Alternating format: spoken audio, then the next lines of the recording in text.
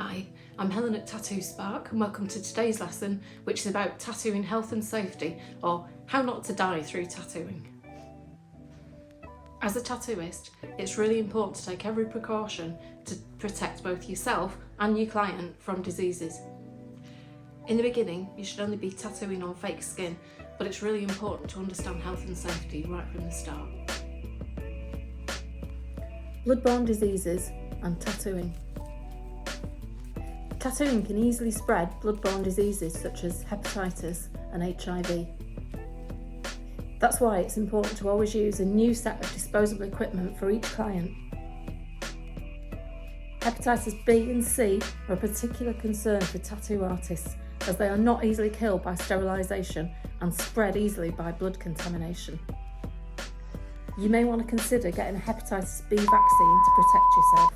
However, there's no vaccine for Hep C, and it caused 14,242 deaths in 2019 alone in the USA. It's important to keep your workspace clean and sterile and cover frequent touch points with barrier film.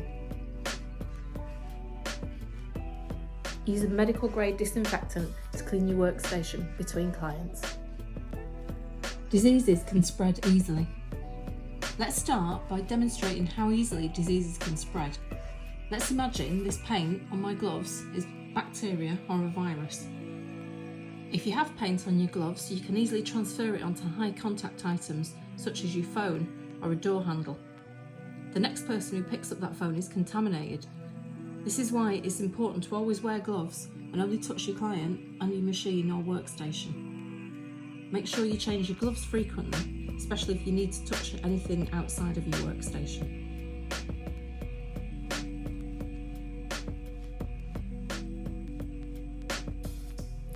What are the best gloves for tattooing?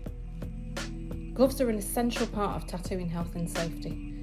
Always wear gloves when tattooing and make sure they fit properly. Well-fitting gloves help you grip the skin better and are less likely to tear.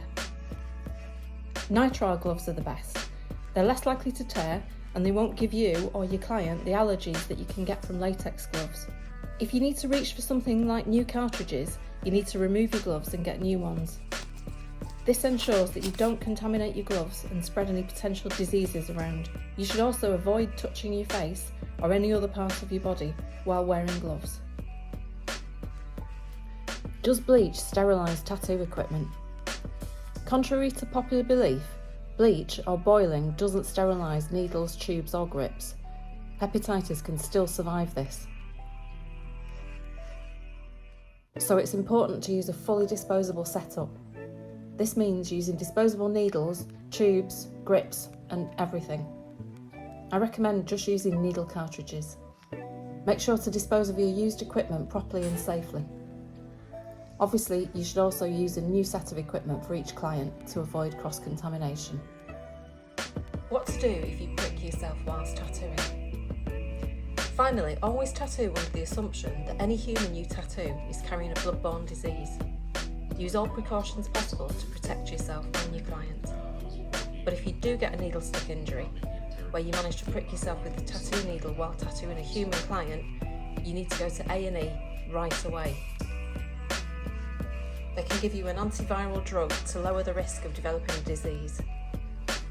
Remember, taking these precautions is essential for the health and safety of both yourself and your client.